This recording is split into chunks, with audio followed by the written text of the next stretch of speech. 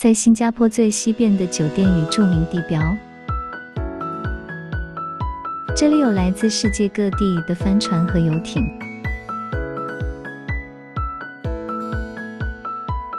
酒店的外观，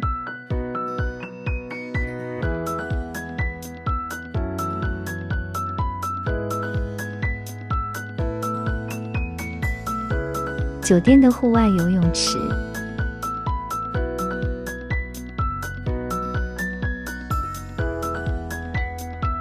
从这里也可眺望柔佛新山的森林城市。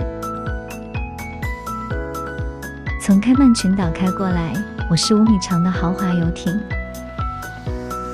新柔第2大桥就在不远处，富含东方元素的古代造型帆船。